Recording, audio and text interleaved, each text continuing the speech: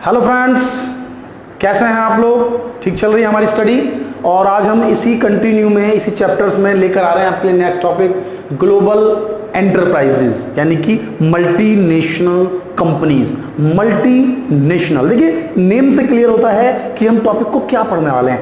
Multinationals यानी कि वो companies which have the work in the different countries, या we can say in the other words, the companies which works more than one countries are called multinational companies. So it's called the global company. Global क्या है? Global in the sense कि global यानी कि globalize हो जाना. Basically in 1991 government of India globalized the nation.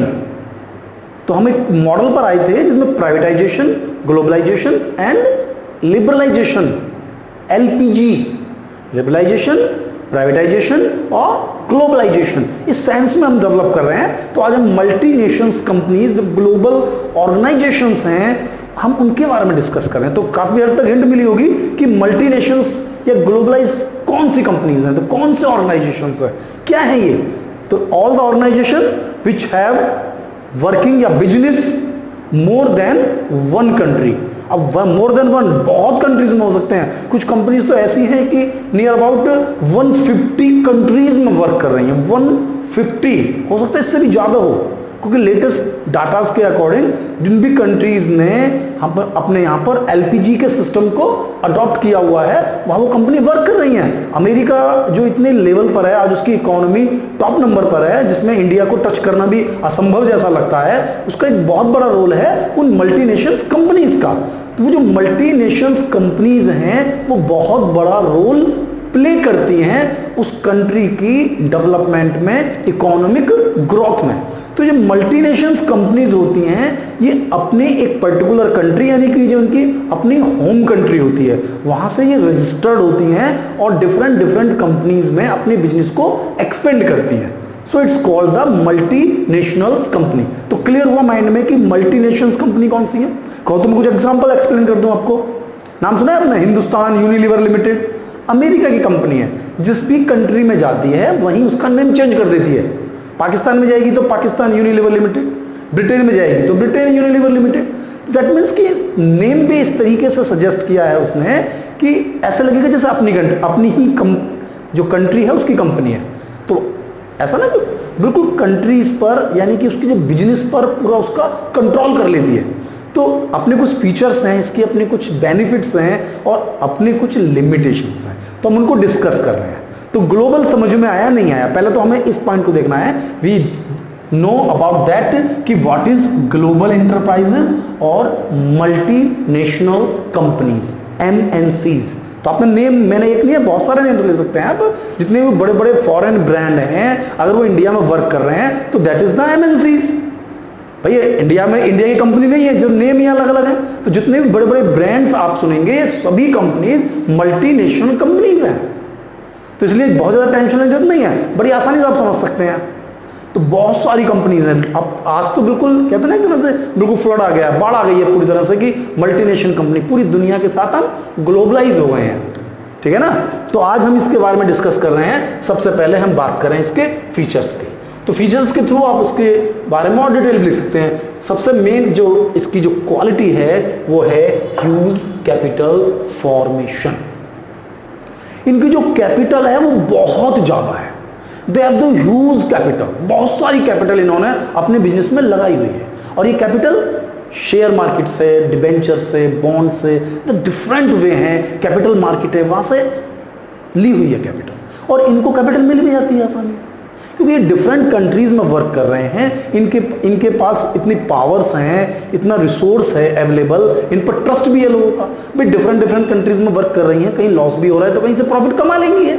तो लोग invest करना भी चाहते हैं। इवन जिस कंट्री में ये वर्क कर रही होती जाकर, एक तो होम कंट्री होगी जहां से रजिस्टर्ड हुई है, जहां पर इन्होंने अपना हेड ऑफिस बनाया हुआ है। ठीक है ना? एक हेड ऑफिस बनाया हुआ है अपनी होम कंट्री में। एक होस्ट कंट्रीज हैं जहां पर ये वर्क कर रही हैं।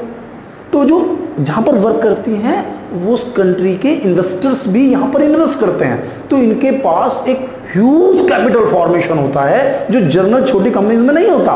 मतलब गवर्नमेंट के जो पब्लिक एंटरप्राइजेज हैं, डिपार्टमेंट अंडरटेकिंग्स हैं, उनसे भी ह्यूज कैपिटल लगाकर ये लगे हुए हैं।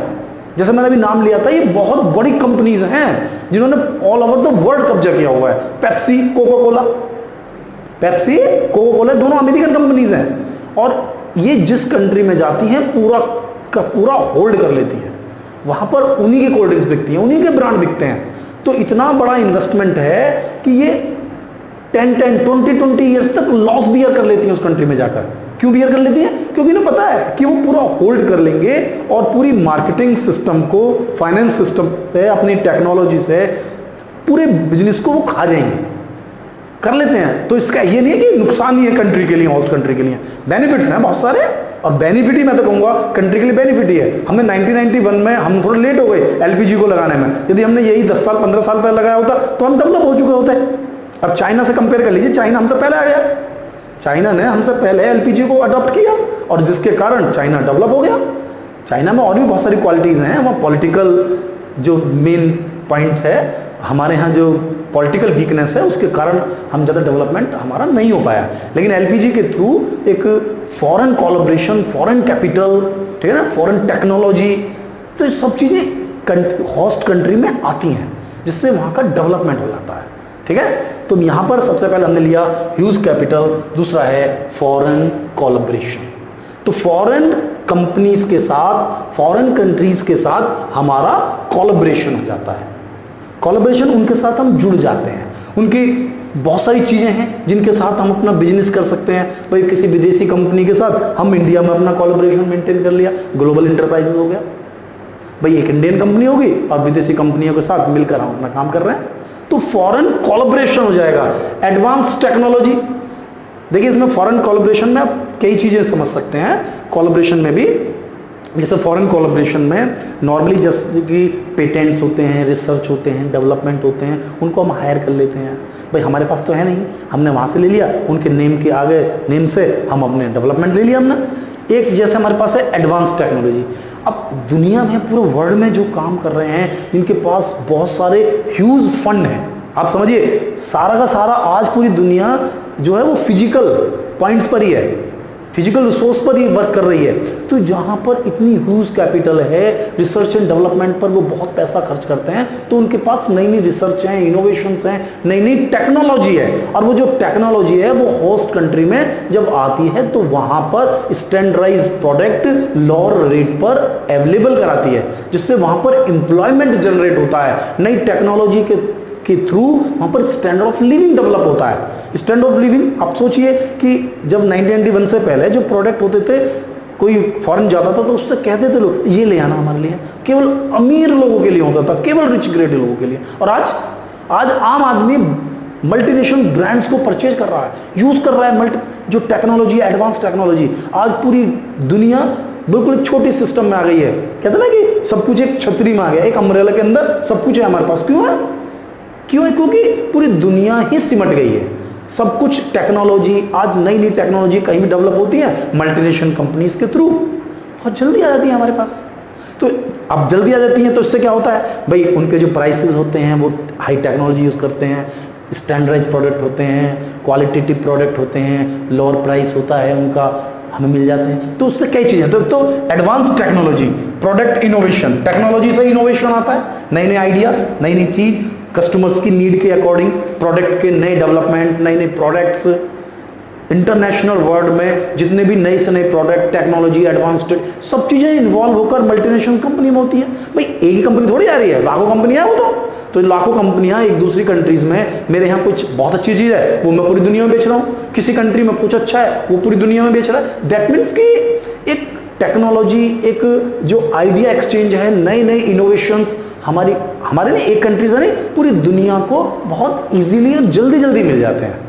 अब अगर आप देखिए, आप तक नई जनरेशन से आए हैं, आप अपने बाबा से पूछना कि जो टेक्नोलॉजी है उनके जमाने में क्या थी, बिल्कुल वही थकी हुई है, बिल्कुल लोअर ग्रेड से एक चीज ले लिया। टीवी भी किसी घर में होता था, हो गया तो अमीर आदमी होता था। और आज क्या है, टेक्नोलॉजी बदल जाती है, आज मोबाइल नहीं तो कल तो नया चाहिए, हर व्यक्ति को चाहिए बिल्कुल एक डिफरेंट। आज हम ये सोचते हैं कि इसके बिना लाइफ कैसी होगी, जबकि पहले था ही नहीं, क्योंकि टेक्नोलॉजी आज बहुत तेजी से चेंज हो रही है। तो नई नई इनोवेशन, इसके बाद मार्केटिंग स्ट्रेटजी। देखिए डिफरेंट कंट्रीज, ये डिफरेंट कंट्रीज में जाती हैं, नए इनोवेशंस करती हैं, वहाँ पर रिसर्च करती हैं, R&D में बहुत पैसा खर्च करती हैं रिसर्च एंड डेवलपमेंट पर, और उसके थ्रू ये मतलब अपनी इनकी एक मार्केटिंग स्ट्रेटजी है। भाई पहले केवल हम शॉपकीपर होते थे, दुकानदार माल बेचते थे, या इंडस्ट्रियलिस्ट माल गुड्स बनाता था। वो कैसे गुड्स बनाता था भाई, 100 का पड़ा 200 का सेल कर दिया। अरे आज जब इंटरनेशनल लेवल पर वो कंपटीशन आया, क्या आया, वो कंपटीशन आया, तो भैया मार्केटिंग स्ट्रेटजी, क्योंकि मल्टीनेशनल कंपनी है, उनकी अपनी मार्केटिंग स्ट्रेटजी है, वो कस्टमर की नीड, उसकी क्वालिटी स्टैंडर्ड, और फिर दूसरा उनके पास जो सरप्लस है वो सेल कर रहे हैं। उनके पास तो बड़े बड़े प्रोजेक्ट हैं, उन बड़े प्रोजेक्ट्स पर उनकी कॉस्ट कम आ रही है, तो वो लोअर रेट पर हमें अवेलेबल करा रहे हैं। तो उनकी जो स्ट्रेटजी है, मार्केटिंग स्ट्रेटजी, वो बिल्कुल एडवांस है, और जिसके थ्रू वो दूसरी कंट्रीज में इजीली अपने गुड्स को सेल कर पाते हैं। तो मेन चीज देखना है हमें कि एक तो ह्यूज कैपिटल हो गई, डिफरेंट वैरायटी प्रोडक्ट हैं, स्ट्रेटेजी, उनकी मार्केटिंग स्ट्रेटेजी डिफरेंट है, फॉरेन कोलैबोरेशन है, एडवांस टेक्नोलॉजी है, तो ये सब चीजें उनके पास अवेलेबल है। रिसर्च एंड डेवलपमेंट टीम है उनकी अपनी। एक्सपेंशन ऑफ मार्केट को वो आसानी से एक्सपेंड कर लेते हैं। एक्सपेंड कैसे कर लेते हैं भाई, उनके जनरली जो इतनी बड़ी कंपनीज होती हैं तो उनकी सब्सिडरीज कंपनीज होती हैं, ठीक है, उन पर जो होल्ड किया हुआ है ब्रांचेस डिफरेंट जगह ओपन करके, तो वो क्या करती हैं, अपनी मार्केट को भाई एनालिसिस तो उन्होंने कर लिया सब्सिडरी कंपनी के थ्रू अपने आप को भी स्टैब्लिश कर लिया, और पूरी कंट्री में यानी ऑल ओवर द वर्ल्ड वो अपने प्रोडक्ट को, मार्केट को एक्सपेंड कर पाती है। मार्केट का एक्सपेंशन का मतलब समझ रहे हैं क्या है? मार्केट का एक्सपेंशन का मतलब है मार्केट को बढ़ा देना। भाई पहले मैं केवल इंडिया में बेचता था, और छोटा बिजनेसमैन था तो पहले एक छोटे से सिटी में बेचता था, डिस्ट्रिक्ट में बेचने लगा, मंडल में बेचने लगा, पूरे स्टेट में बेचने लगा, बहुत बड़े बड़े प्रोडक्ट हो गए तो कंट्री में बेचने लगा। और आज क्या है, मल्टीनेशनल कंट्री, जितनी दुनिया की कंट्रीज हैं सभी में बेच रहे हैं हम लोग। तो वो क्या हो रहा है, मार्केट का एक्सपेंशन हो रहा है।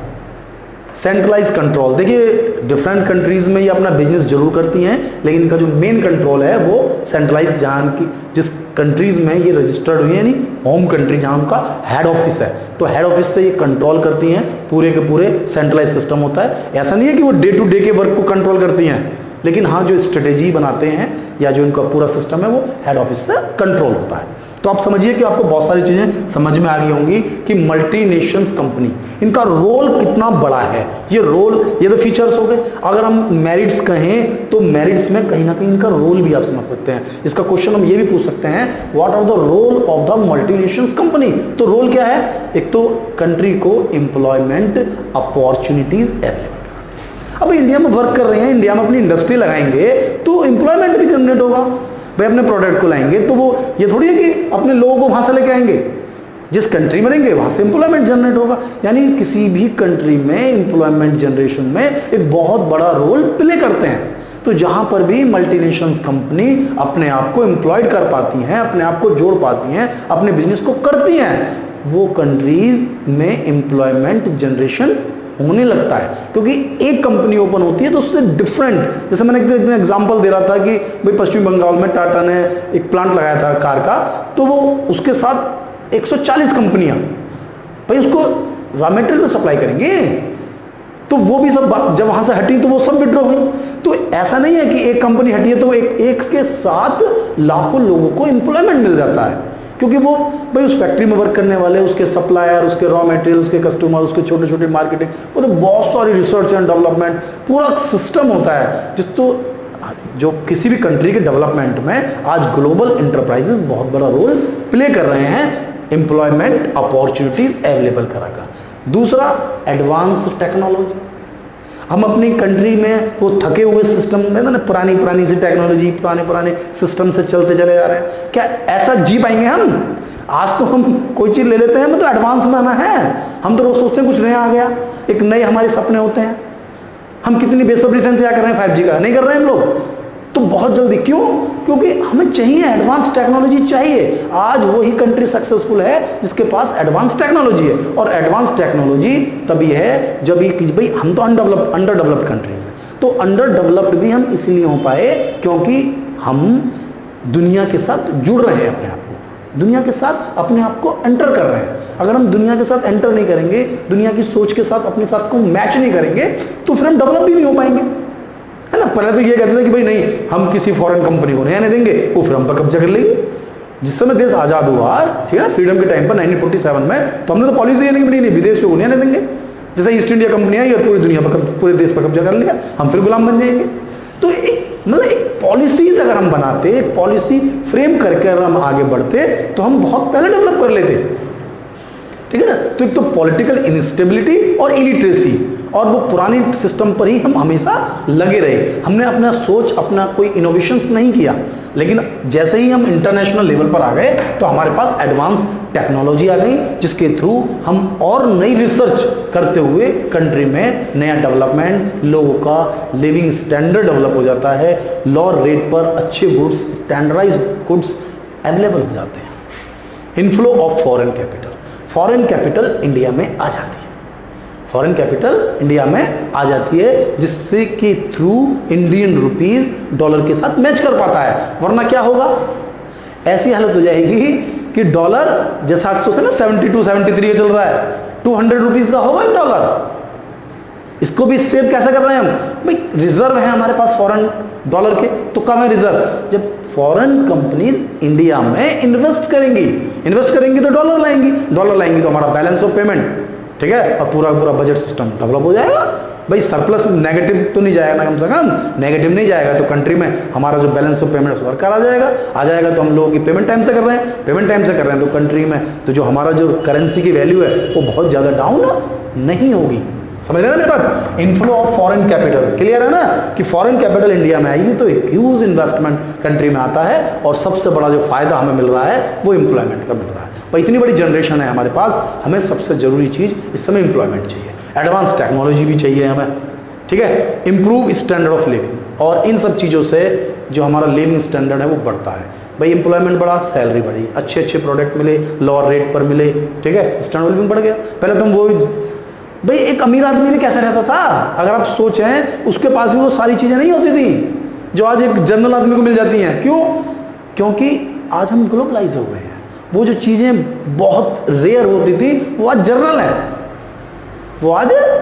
है, नहीं तो मोबाइल सोचते सोचते मर जाते हैं हम लोग। आज मोबाइल जर्नल है, गरीब आदमी रिक्शा चलाने वाला मोबाइल रखता है। कारण क्या है? क्योंकि फॉरेन कोलैबोरेशन, फॉरेन टेक्नोलॉजी हमारे इंडिया में आई, जिसके कारण हम बहुत तेजी से डेवलप हुए, और उसके बाद फिर हमने रिसर्च करी। भाई हमारे पास एक बेस तो मिल गया ना, उसके बाद हम रिसर्च कर करके हम आगे बढ़ते चलेंगे। तो दुनिया के साथ जुड़ेंगे, लेटेस्ट टेक्नोलॉजी को शेयर करेंगे, तो हम उससे ज्यादा लेटेस्ट पर पहुंच पाएंगे। ग्रोथ ऑफ डोमेस्टिक फर्म, अब इससे एक और बेनिफिट है हमारे लिए, जो हमारी डोमेस्टिक फर्म है उनको भी बेनिफिट होता है। भाई उनका नेम फेम लेकर हम उस ब्रांड को सेल करने लगते हैं। तो जो हमारी डोमेस्टिक फर्म है, हमारे जो सप्लायर्स हैं, हमारे जो वर्क करने वाले लोग हैं, हमारी कंपनीज हैं, तो उनको भी फायदा मिल जाता है। भाई सप्लायर कंपनीज हैं तो उनको एक ब्रांडेड नेम फेम वाले प्रोडक्ट मिल जाते हैं, तो इजीली बेच पाते हैं। तो इंडियन फर्म्स भी कामयाब हो जाती है, भाई उन्हीं के प्रोडक्ट को बेचकर कामयाब हो गए। चला ना बिजनेस, तो बिजनेस चलने लगता है और डेवलपमेंट होने लगता है खुद की डोमेस्टिक फर्म्स का। डोमेस्टिक फर्म मतलब जिस कंट्री में वो अपना बिजनेस कर रही है, मल्टीनेशनल। हेल्दी कंपटीशन, अब हेल्दी कंपटीशन तो इसके मेरिट्स में है, ठीक है, मैं बता देता हूँ आपको हेल्दी कंपटीशन, लेकिन एक्चुअली में हेल्दी कंपटीशन तो ये नहीं रखती है। ये तो बिल्कुल तगड़ा कंपटीशन है इनके पास, कहते हैं ना थ्रू आउट कंपटीशन है, कलाकाट वाला जो कंपटीशन होता है वो कंपटीशन ही रखते हैं। क्योंकि इनके प्रोडक्ट, मैंने आपको पहले बताया, ये ह्यूज इन्वेस्टमेंट करते हैं, तो ये जो बेस्ट जो प्रोडक्ट को बनाते हैं उसमें उनकी जो फिक्स कॉस्ट होती है वो बहुत लो होती है। फिक्स कॉस्ट लो होती है, एडवांस टेक्नोलॉजी होती है, तो काफ़ी लोअर रेट पर प्रोडक्ट को डेवलप कर पाते हैं। तो जो होस्ट कंट्रीज होती है वो बेचारे छोटे छोटे प्लांट लगाए हुए हैं, छोटे छोटे इंडस्ट्री है उनके पास, तो उनका मैच ही नहीं कर पाते।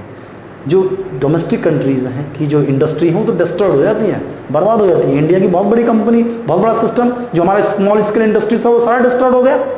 भाई क्योंकि जब हायर टेक्नोलॉजी का आप कस्टमर के पॉइंट ऑफ व्यू से देखिए, आज हमारे पास सबसे ज्यादा मोबाइल किसके बिकते हैं? चाइना के बिकते हैं, कौन सी इंडियन कंपनी है जो अपने मोबाइल इतनी तेजी से बेच पाती? नहीं, क्यों?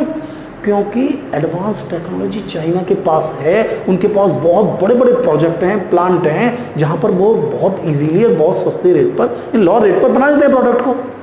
तो सबके पास चाइनीज प्रोडक्ट होगा? ऐसा कोई बंदा नहीं जो कहे कि मेरे पास चाइनीज मोबाइल नहीं है। अरे सब पे चाइनीज है भाई, आज कोई ना कोई पार्ट, कोई ना कोई किसी ना किसी तरीके से वो चाइनीज से इन्वॉल्व है। चाइनीज कंपनी नहीं है तो चाइना में बनकर आ रहा है, made in China. Made in China यानी कि अगर हम कहते हैं ना इंडियन भी है, तो उसके पार्ट्स चाइना से आ रहे हैं। आज इतनी तरीके से वो हमारी लाइफ में इन्वॉल्व हो गया है चाइना, और वो उसके कारण क्या है? वही यही कारण है। तो मैं कुछ क्वालिटीज की बात कर रहा था मैं फिलहाल पहले तो मैं, लेकिन हेल्दी कंपटीशन तो एक बस जनरल ये कि एक हेल्दी कंपटीशन क्रिएट कर देते हैं। वर्ल्ड इकोनॉमी, किसी भी डोमेस्टिक इकोनॉमी को वर्ल्ड इकोनॉमी से के साथ जोड़ देते हैं। डेवलपमेंट हुआ तो हम वर्ल्ड इकोनॉमी में इन्वॉल्व होने लगे, नहीं तो पहले कहाँ थे? आज हम बात करते हैं हम 6 पर हैं, 7 पर हैं। क्यों है? क्योंकि दुनिया के साथ हम कोलैबोरेशन करके डिफरेंट मल्टीनेशनल कंपनी इंडिया में आ रही हैं, इंडियन की जो बड़ी कंपनियां होकर पूरी दुनिया में बिजनेस कर रही हैं। तो एक ऐसा इन्वायरमेंट मिला फ्रीडम का, जिसमें आप अपने बिजनेस को कर सकते हैं, अपने सरप्लस को दुनिया को बेच सकते हैं। दुनिया का सरप्लस हो सकता है हमारे लिए तो अच्छा हो ना, उसके लिए सरप्लस है तो हमारे लिए बेनिफिट है। तो कुल मिलाकर जो हमारी वर्ल्ड इकोनॉमी है, तो वर्ल्ड इकोनॉमी के साथ डोमेस्टिक इकोनॉमी भी डेवलप होती है, क्योंकि जो ये मल्टीनेशनल कंपनी है ये ह्यूज कैपिटल लगाती हैं, तो ह्यूज कैपिटल से टोटल ओवरऑल जो डेवलपमेंट है वो हो जाता है, यानी कि कंट्री में बहुत डेवलपमेंट होता है। ठीक है, तो बेनिफिट तो देखिए इसके हैं, मैं ये नहीं कहूँगा कि मल्टीनेशनल कंपनी के बेनिफिट नहीं है, बेनिफिट बहुत ज़्यादा है। डिपेंड करता है कि वो कंट्री उस बेनिफिट को ले पाती है। ठीक है ना, सबसे मेन जरूरी होता है कि उस कंट्री की जो छोटी इंडस्ट्रीज हैं उनको गवर्नमेंट थोड़ा सा प्रोटेक्ट करे, उनको थोड़ा सा सपोर्ट करे, उनको थोड़ी सी टेक्नोलॉजी अवेलेबल कराए, उनके प्रोडक्ट में थोड़ा सा डेवलपमेंट की, ये बात को करना पड़ता है गवर्नमेंट को। नहीं करेंगे तो जो डोमेस्टिक बिजनेस है वो बर्बाद हो जाएगा। अब डोमेस्टिक बिजनेस बर्बाद हो जाएगा तो अनएम्प्लॉयमेंट तो फिर वापस आ जाएगा। ठीक है ना भाई, कहीं ना कहीं इकोनॉमिकली हम जो लिबर्टी है वो खत्म हो जाती है हमारी। इकोनॉमिकली हम दूसरे पर बेस्ड हो जाते हैं। ऐसा नहीं है कि हम अपनी मर्जी से डिसीजन ले पाते, नहीं ले पाते हैं ना, क्योंकि फॉरेन कंट्रीज का इतना इन्वेस्टमेंट है, उन्होंने इतना लोन दिया हुआ है, तो उनका प्रेशर है हमारे पास, तो हम जनरल डिसीजन नहीं ले पाते हैं। एम्प्लॉयमेंट उन्हीं का लगाया हुआ है, हमारी कंट्री का ग्रोथ उन्हीं पर ही बेस्ड है, तो हमें अपने आप को भी डेवलप करना होगा उसके साथ साथ। नहीं करेंगे तो फ्लॉप हो जाएंगे। तो बेनिफिट हैं, मैं इसको बिल्कुल नकार नहीं रहा हूं, सबसे जरूरी है। और मैं तो ये कहूंगा कि गवर्नमेंट को, और कर भी रही है गवर्नमेंट, ज़्यादा से ज़्यादा foreign direct investment, portfolio investment जितना हो सकता है FII इंडिया में लगे, जितना ज़्यादा लगेगा उतना ज़्यादा एम्प्लॉयमेंट होगा, नई इंडस्ट्री आएगी। ठीक है, और जितना ज़्यादा एम्प्लॉयमेंट होगा कंट्री हमारी डेवलप हो जाएगी। हमारी कंट्री की सबसे बड़ी समस्या अनएम्प्लॉयमेंट है, गरीबी का कारण अनएम्प्लॉयमेंट। जब एम्प्लॉयमेंट ही नहीं है तो गरीब है आदमी, और जब एम्प्लॉयमेंट में लगेगा तो पैसा होगा पॉकेट में, तो कुछ भी हम कर सकते हैं। तो कुछ मेरिट्स भी हैं और डिमेरिट्स तो बहुत सारे हैं। अगर हम ध्यान दें, जो हमारी कल्चर है उसको कहीं ना कहीं डिस्टर्ब करता है। ठीक है, हम अपनी कल्चर यानी इंडियन कल्चर्स में फॉरेन कल्चर इन्वॉल्व हो जाती है, पहली बात तो ये। दूसरा, भाई कोई भी फॉरेन कंट्री की कंपनीज इंडिया में आ रही है तो उसका पर्पस क्या है? प्रॉफिट कमाना। तो वो तो जैसे भी चाहेगी वो प्रॉफिट कमाएगी। भाई पर्पस तो मेन एक ही है ना, हर कंपनी का प्रॉफिट अर्न करना। अब वो प्रॉफिट कम अर्न करेंगे तो ऑब्वियसली हमारे नेचुरल रिसोर्सेज को पी जाएंगे, हमारे जो रिसोर्सेज हैं उनका डिप्लेशन ज़्यादा होगा। तो बहुत सारे जो हमारे कहते हैं ना कि कल्चरल रिसोर्स हैं उनको भी डिस्ट्रॉय कर देते हैं, मिक्स हो जाती है हमारी इकोनॉमी। मतलब हमारे जो लोग हैं, हम इंडियंस में क्या प्योर इंडियन रह गए? हमारे लैंग्वेज में, हमारे लिविंग स्टैंडर्ड में, लाइफ स्टाइल में, वैल्यूज़ में कहीं ना कहीं बदलाव, चेंजेस आ जाता है। तो मैं देखता हूँ तो डिसरिगार्ड ऑफ नेशनल प्रियोरिटीज, ये अपने जो कंट्री की प्रियोरिटीज हैं उसका डिसरिगार्ड कर देते हैं, क्योंकि ये तो अपने अकॉर्डिंग प्रॉफिट कमाने के पॉइंट ऑफ व्यू से चलेंगे, इन्हें हमसे क्या मतलब है। क्रिएशन ऑफ मोनोपोली सबसे बड़ी चीज़ है। देखिए मैंने आपको ये थोड़ी देर पहले इसको समझाने की कोशिश की थी। क्रिएशन ऑफ मोनोपोली ये जो कंट्री, ये जो कंपनीज हैं बड़ी बड़ी, इतना पैसा इन्वेस्ट करती हैं कि उस इन्वेस्टमेंट के आगे उस जो होस्ट कंट्री है जिसमें ये आ रही हैं, वहाँ की सारी इंडस्ट्री को ये डिमोलिश कर देते हैं। जब कोई चीज़, भाई इनके पास तो सस्ती है, दूसरा इन्वेस्टमेंट इतना तगड़ा है। अगर मैं कोका कोला पेप्सी की बात करूं तो मैंने आपसे कहा कि जिस कंट्री में कोका कोला पेप्सी बिकती है ना, केवल कोका कोला पेप्सी ही सेल होती है। ये अब थोड़ा सा चेंज होने लगा है क्योंकि प्लास्टिक की बोतल्स आने लगी हैं, इसलिए कोका कोला पेप्सी के साथ छोटी छोटी कंट्रीज में जो कुछ सेल कर पाती हैं।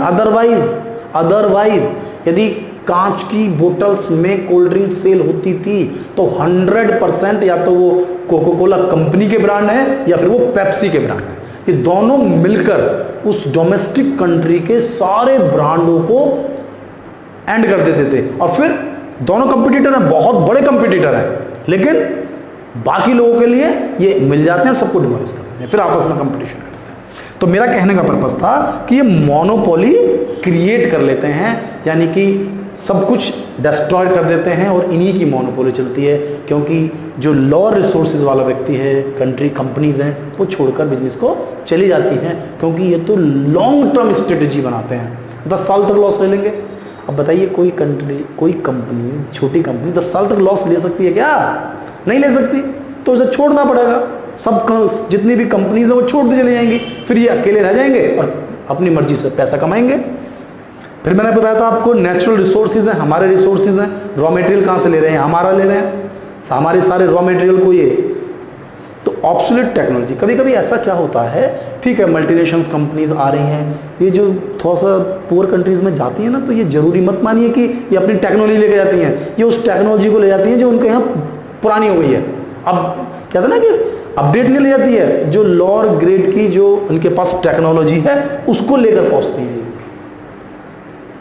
ठीक है ना भाई। एक तो हम अपडेट टेक्नोलॉजी है, एक होती है आउटडेट टेक्नोलॉजी। तो ये आउटडेट टेक्नोलॉजी, पुरानी टेक्नोलॉजी को उस कंट्री में चिपका देते हैं, क्योंकि तो गरीब है, उन्हें तो पता ही नहीं है।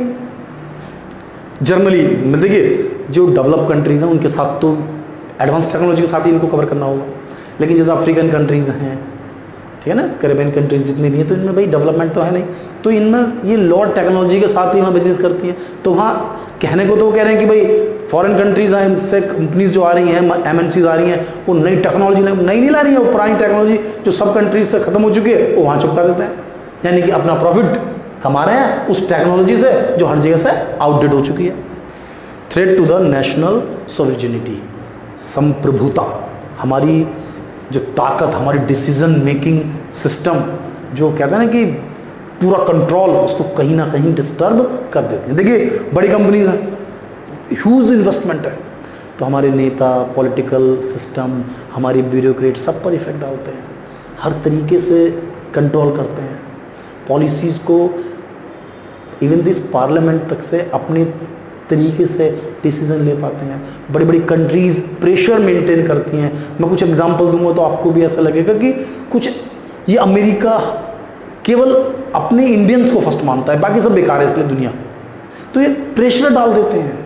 ये वहाँ पर ऐसा पोलिंग करते हैं कि कंपनीज के पॉइंट ऑफ व्यू से दूसरी जो छोटी कंट्रीज हैं उन पर प्रेशर मेंटेन करते हैं कि तुम ऐसे डिसीजन लो, इस तरह से कवर करो, तो इनके बेनिफिट के लिए। तो कहीं ना कहीं ये पूरी तरह से इफेक्ट डालते हैं कंट्रीज पर। तो कितना ही इफेक्ट डालते हैं, इवन मैं ये नहीं कहूँगा कि इनके लॉस है, लेकिन उन लॉसेस से, उन ड्रॉबैक से, उन लिमिटेशन से हमें अपने आप को समझना है और उन ड्रॉबैक्स को हमें किस तरीके से अपॉर्चुनिटीज़ में डेवलप करना है, ये हमें देखना है।